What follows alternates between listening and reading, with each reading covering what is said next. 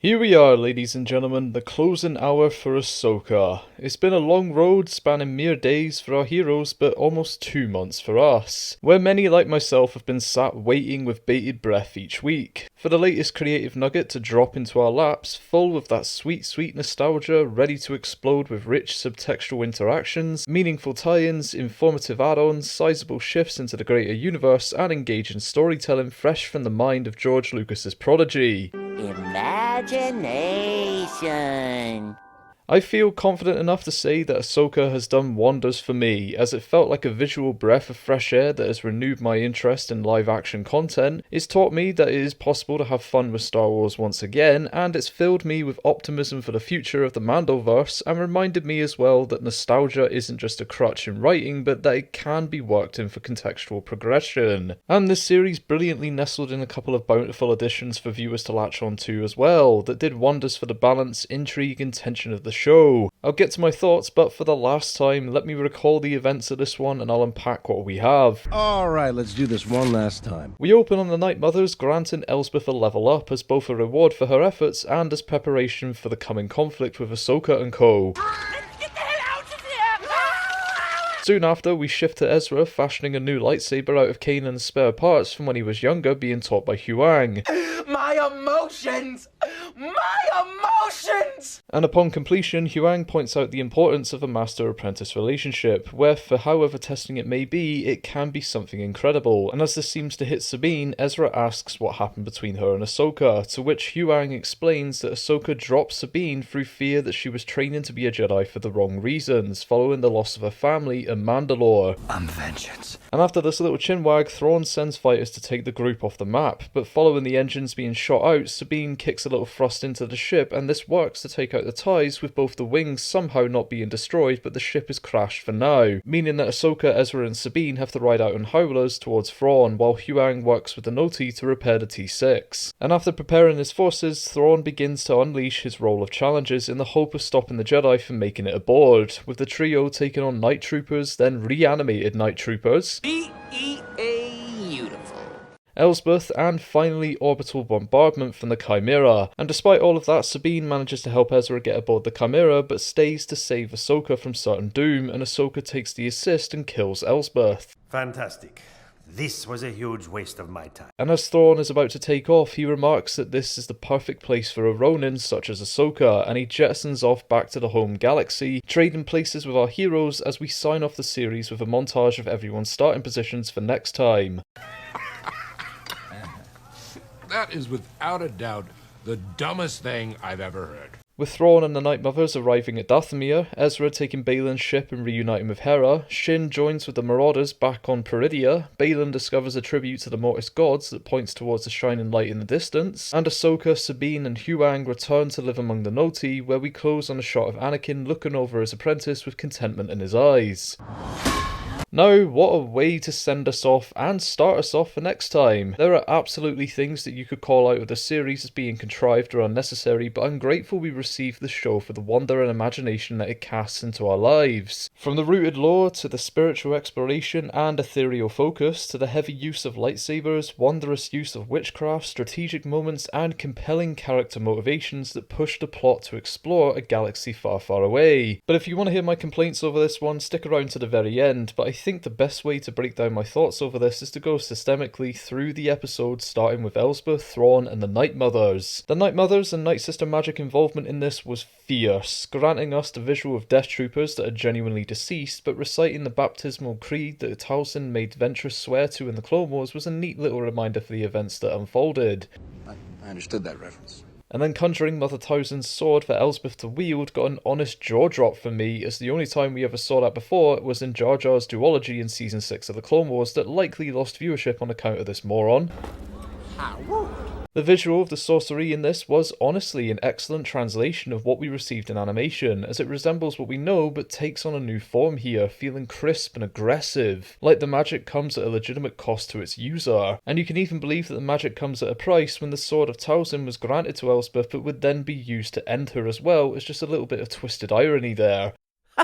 Comedy. Then as for Elsbeth, she developed a personality as the season went by, giving us a more informed understanding of who she is and what her devotion means to her. But my issue with her upgrades here is how they could have worked to produce a better arc for her character, where she's presented with a new form of power that could move her through the ranks of the Nightsister hierarchy, and we could have seen an evolution of how that process works, and maybe even see how that plays into her loyalty to Thrawn. But instead Filoni wrote her to power up, then burn out in admittedly impressive fashion, but it's disappointing all the same. However, I've not discussed her at any point throughout these reviews, I think, but my hat goes off to Diana Lee and Asanto, who validated how impressive she is in combat and stunt work, getting a do-over for her first fight against Ahsoka back in Mando Season 2 that wasn't well received. As for Thrawn's intent going forward, it has never been clearer as to what he wants, and what he now wants is to revitalise the Empire, not strictly for himself, but for what he believes is the only way to live, which connects comfortably to the Shadow Council back in Mando Season 3 that are set to receive their leader, who likely will not take kindly to infighting or doubts about his capabilities. Hello and welcome to Standing Up School.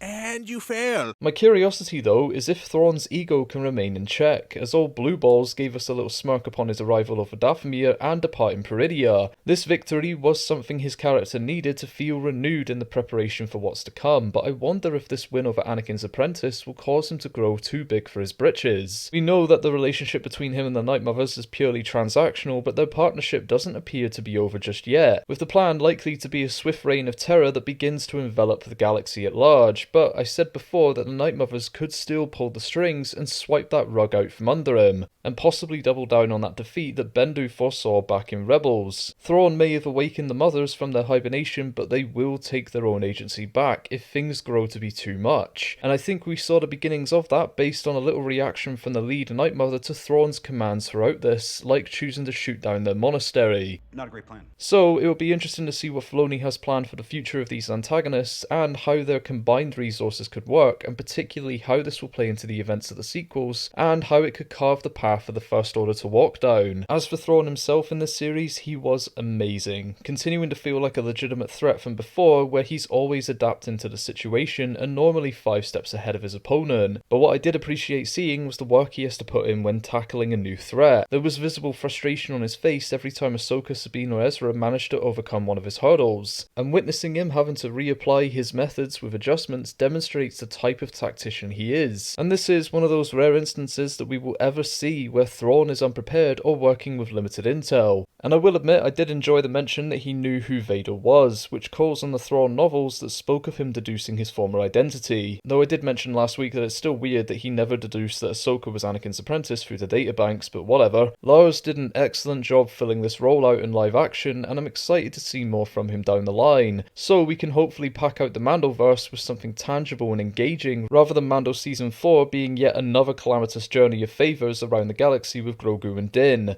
Good times. Moving on to our protagonist though, I loved witnessing Ezra craft his third lightsaber here. It was equal parts amusing as it was awesome, as it speaks to the understanding that he possesses as a Jedi now to just know what he needs without consulting Huyang, who would naturally prefer he follows procedures and protocols when creating one, but Ezra is no conventional Jedi. I've seen a few people annoyed by this, but in reality it makes sense for him to have a weapon considering what they're up against. And for Ezra's blade to be completed with the second of only 2 blade emitters that matches Kanan's saber is perfect symbolism for the path that they shared, and a visual reminder of the strides that Ezra's made within himself that he is much like Kanan now, older, wiser, and more attuned to the Force. And you're a much wiser man than I am.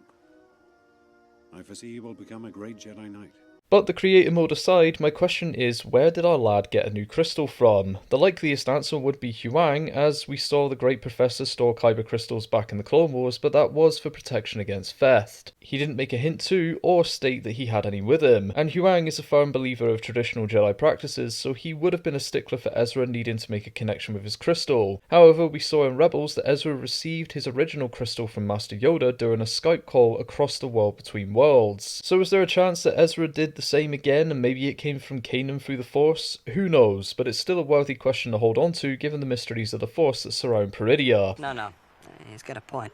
As for Sabine, I said last time that I felt her character arc was complete in this now, but as it turns out she just had to reach a little further for that gold star of achievement, as here we finally got an explanation for why her and Ahsoka's relationship broke down to begin with, and it was due to the Night of 1,000 Tears, where the Empire decimated the planet of Mandalore and turned its surface into glass, and in turn wiped out Sabine's family who we all met during Rebels. This is a pretty hardcore origin story. The concern with this was that around the time or shortly after, Ahsoka was approached by Sabine to be trained as a Jedi, but what might have happened is Ahsoka learned of why Sabine wanted to level up, and the fear was that Ahsoka would help create another Anakin, a Force user and Jedi born from revenge and self-interest, and Ahsoka understandably didn't want to commit to something like that, but in doing so allowed her own fear to consume her all this time, which led to Anakin's return here to support her in the end and pull her out of the rut that she was in and embrace Sabine once more, trusting herself to point the young Mando in the right direction that would create a successful Mandalorian Jedi who acknowledges her concerns but rises above them, and for Ahsoka to admit her own fault whilst acknowledging that her master stood by her during the trials in the Clone Wars shows progression for her character perfectly, as not a presumed Mary Sue but a woman that learns and continues the meaning of Anakin's message that you're never too old to learn, making this essentially a communication and trust exercise gone wrong, but everyone was justified in their reasonings. Natasha did a decent job as Sabine throughout this, but looking back, her performance just doesn't hold up to that of Tears and Rebels. The energy's there at times, but it never sticks around long enough to convince me that this was the perfect casting for her. As for Rosario, she landed feet first in this final showing, especially in her choreography, a point of which practically everyone nailed in this series for me. She certainly showed that she's got what it takes to be Ahsoka, and if we see her again, I hope the next side of her evolution will be one more spiritual, based on where she's at now mentally. The partnership of Sabine and Ezra was presented beautifully in this, with Natasha and Iman selling the familial connection of the pair and acknowledging the history between them, and when they used the Force to slingshot across to the Chimera, I don't believe there could have been a greater time to reference Kanan and Ezra's patterns from before, but on a more personal level, when the trio are battling their way through the halls against the zombies, Sabine and Ezra work symbiotically off each other, with Ezra taking the sword and Sabine being the shield, with them learning in the moment and how best to conquer the situation. It was heartwarming to see the subtle performances from Iman and Natasha that tells us a whole other side to the story and the relationship that they have. That the pair will never confess to each other, as that's not what they're like, but what they're saying subtextually calls on their sibling connection from the animated show beautifully.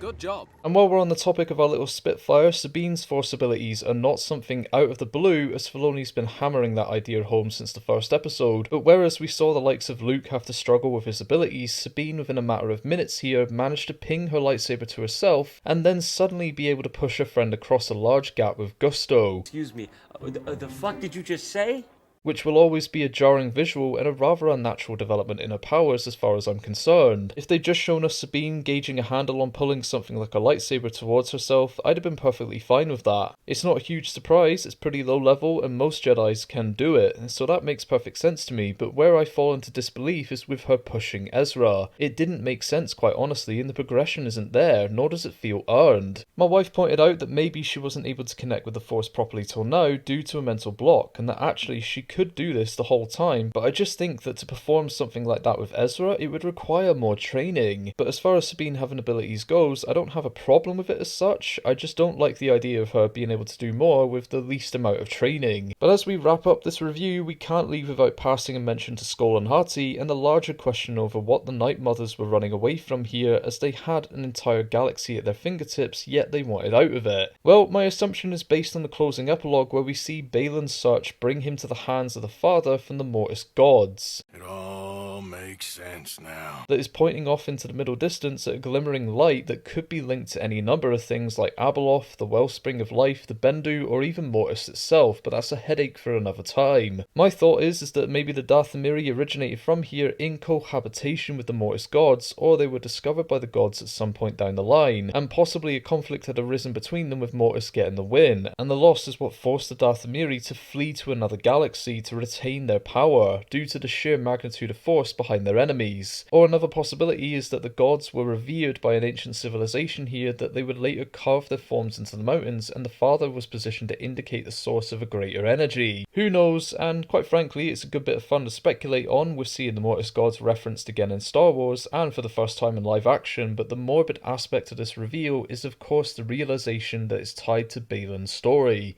Are you crying? Am I crying? No, I'm not crying. You're crying. It goes without saying that Ray Stevenson delivered with his final performance for the world, giving audiences something to engage with that wasn't strictly from the animated shows, but instead offered something more intellectual, more challenging, and more mystical when you consider what it is that his character sought after with this voyage. The fact that Baylan's mission brought him to the hand of the Father is rather symbolic writing when you think about his desires from earlier in this season, where he wants to end the cycle and establish a true balance within the Force, something that the Father longed for and even requested that Anakin deliver on back in the Clone Wars, due to his ailing state being incapable of stopping his son from growing stronger and Anakin being prophesied as the chosen one. But when you think about what we're left with here too, we're almost left with the three pillars of balance in physical form on Peridea now, that could come in the form of Skoll being the middle, Hati being the dark, and Ahsoka being the light. So in a roundabout way, the Father would have gotten what he wanted, and Baylan may have already scored what he was looking for, but he now needs to learn of it and what it speaks of. But as I mentioned, the devastating parts of this is that we may never see it acted on due to the loss of Rey, and while there are many mysteries within Star Wars that are yet to be answered, many of them still have time or are open for interpretation, whereas this one feels incomplete as it was such a focus of this series, and quite honestly is deserving of a firm conclusion, and it could be a real eye-opener for fans in what Baylan was looking for about the mysteries of the Force and the potentials that lay within it, not to mention a continuation of a tale from a galaxy far, far away being a huge deal still, and something I don't believe should just be left. But for what it's worth, I'd like to say a huge thank you to Filoni for creating such a compelling character with fascinating nuances and ideals that are rare to find in Disney Star Wars. But I'd especially like to extend my gratitude to the late Ray Stevenson for his performance of such a weighted, complex and engaging personality that would have no doubt continued to steal the hearts of many for years to come, with one of the best written original tales to come from this franchise so far. I salute you, sir. And as for Hati, her tale will likely end here too, as she was in the grand scheme of things a simple add-on for the ride, and I feel was possibly the one character from the series that was done a complete disservice. It would have worked better for me in retrospect if we just had Skoll in the show acting as an agent for Elsbeth, as he seemed more than capable up against anyone on his own. She did have the beginnings of an arc in here, and it could turn back to Ahsoka or maybe find Skoll again, but right now for what we got, she was a perfectly serviceable addition with good moments, but nothing I'm itching to come back to. And for what it's worth, Ivana did deliver a credible performance, so here's hoping that we could see more of her in the future. And finally, Huyang. I never thought that there would be a droid that would have more of a personality outside of R2 and Chopper, but my god, was this a different entity entirely. Surprise, motherfucker. He stole the show for me, constantly being a source of entertainment and an insight that worked to maintain a balance between Ahsoka and Sabine, who were constantly butting heads before. But those two are finally at rest now, and the expression they convey in his head movements and eye blinks at the end display the relief from inside him, despite him again being a droid. I love what the crew were able to achieve with Huyang in this, making him feel more alive than he ever did in Clone Wars through the puppetry and CG working almost seamlessly with each other, which helped with the immersion for me at times, and I was almost convinced that it was an actual bot moving around on set, so it would be interesting to learn how they achieved what they did with him later on. But it goes without saying that David Tennant was fantastic in this role and sold the emotion through the faceplate, and I believe was never around on set for this. And if that is the case, he has demonstrated how masterful of an actor he truly is. So that's it, we've come to the end of my roundup on this episode, but to seal it with a nice little bow, let's just have a quick look at all the little aspects in this episode that I did enjoy. The Death Troopers were a lot of fun, with an excellent callback to Talzin and old Daka's actions during the Clone Wars to try and protect the Nightsister clan. The reunion between Ezra and Hera was gentle but bittersweet, thinking about how that conversation went after that hug was offered. The mentions of Kanan as a youngling were incredibly sweet and worked in to remind us of how far Ezra has come, but the lack of Zeb was sorely disappointing. Goddamn right. The choreography in this was phenomenal compared to much of the other lightsaber content from Kenobi and Mando, with a lot of focus placed on the combatants' footwork and movements here. The musical compositions were excellent, with Kevin Kiner proving to be a second coming of John Williams in my mind, and while the screenplay felt rather weak compared to the work we know that Filoni can deliver, the efforts of the cast and crew made this series feel bigger than it had any right to be. But as for my criticisms in this, the series does suffer from inconsistent pacing a lot of the time, and this does come from overextending sequences and squeezing them for information either you just don't have or could have been covered in mere minutes. And unfortunately, underbaking or underexposing elements that require the time you're given, like Baylan's journey and the return of Anakin, are aspects that were sorely noticeable. And I don't believe that 8 episodes was long enough to delve into what Filoni wanted here either, as he attempted to fuse too many plot points and character arcs together, when honestly what might have been better was to simply focus on Ahsoka, Sabine, Ezra and Thrawn and introduce maybe Baylan and Elsbeth. And rather than take all the time to locate Elsbeth and Cetos, just skip the majority of the content from episodes 2 and 3 and just move straight to the map and the world between worlds, leaving almost 2 episodes of length to further indulge in Anakin's final lesson, Baylan's mission and possibly Peridia itself. Or maybe another way to look at this is that there was too much for the series length to offer any time for. A lot of the resolutions feel incomplete now, but I do understand that this may be intentional, as this is only part of the story and we still have Mando and the Filoni movie, but as a self-contained limited series there needed to be more of a catharsis within this than simply setting everything up to hopefully be paid off at a later date. The varying episode lengths have always affected the pacing for these Disney Plus shows, and this isn't a quality issue unique to Star Wars, and in all honesty I'd say it lacks focus in places, failing to explore any of the emotional intricacies and nuances that our heroes and villains go through, like Sabine and Ahsoka's relationship and how she came to approach her master for guidance, and the meaningful moments like Ahsoka and Sabine reuniting with Ezra felt rushed in this, with a sudden emphasis on pushing through the narrative, and if they paced themselves correctly rather than the wasted exploits of episode 2, 3 and 7, we could have packed this out with time to breathe. This was the ultimate reverse Uno from Filoni 2, and I can only pray that we see the intent behind this someday, but for now I'd consider Ahsoka a success in more ways than one, but this isn't a show that's free from fault. There was much to enjoy with the series, but as a finale, I think this episode did less than what was intended, as many of the reveals came as expected and rather a surprise. The atmosphere of it was what I'd hoped for in being chaotic, but this could have definitely benefited from being another episode long or telling a more refined story. But overall, I had fun with the series and I'm hopeful that we'll get a second season. Anyway though, that's all I've got time for today. I appreciate you stopping by. If you like this, be sure to hit the thumbs up and subscribe for more Star Wars content down the road, and until next time everyone, take care, and may the Force be with you.